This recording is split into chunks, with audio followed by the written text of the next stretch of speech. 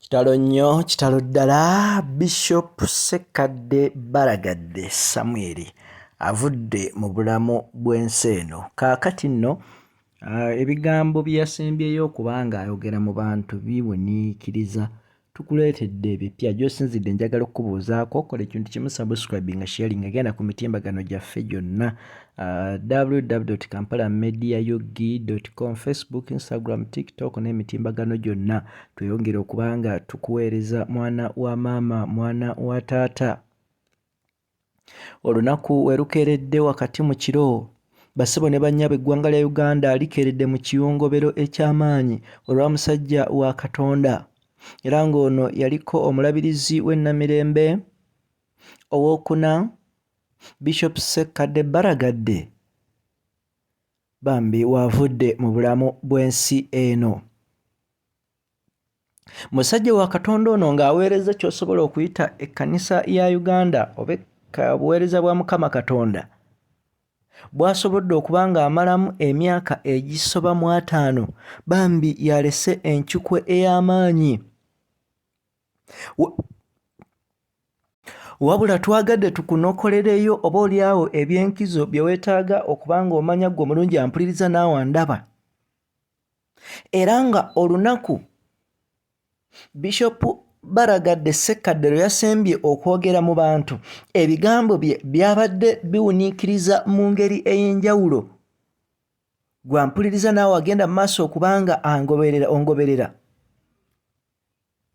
Ono mba njogera ku Bishop Ssekadde gwe nkutegeezaako mu kaseera kano yasinzidde mu bitundu bya Ankole.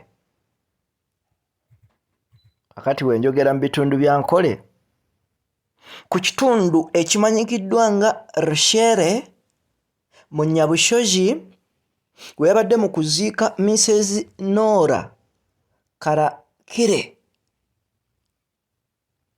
yasabye ababadde mu nteekateeka z'okuziika waakiri bamuweeyo akakisa afune kazindaalo ayogereko eri abakungubazi, kubanga yagambye nti awulira nga yeetaaga nnyo okubanga ayogerako eri abakungubazi. Bw'atyo ebigambo bye byabadde bimpimpi bambi, n'ategeeza abakungubazi n'abagamba nti ffenna tubeere nga tweteeseteese, kubanga Mukama waffe tetumanyi ddi lw'anaatutwala, wabula twetegekere obulamu obunaddako. Yayogedde ebigambo n'agamba nti leero ono yafudde naye tomanyi nze addako oba ggwe gwaddako. Bw'ati bwe yategeezezza abakungubazi. Ebigambo bye yayogedde n'obumalirivu obw'amaanyi. Era we yayogedde ekigambo bino n'agamba tomanyi nze addako oba gwaddako, yassizza akazindaalo wansi n'abuukira mu mmotoka n'ayingira ekibuga Kampala. Ono abadde musajja ow'enjawulo ennyo, a man of respect, ng'abadde awa buli muntu yenna ekitiibwa, si nsonga mukulu oba si muto, oba amusinga oba tamusinga. Abadde awangaalira awo mu bitundu by'Entebbe, we yawummulira wakati nga yeeteeseteese oluvannyuma lw'okuwummula obuweereza. Ge tulina galaga nga yafudde kikutuko oba ky'osobola okuyita cardiac arrest, ng'ono sojja gamba oba yalwadde oba yakoze eki, wabula abadde w'amaanyi nnyo nnyini ddala ng'era muntu alabika obulungi, ky'ova olaba okufa kwe kukubye bangi encukwe. Naye bambi cardiac arrest oba nkibannyonnyole ntya, okulemererwa kw'omutima instantly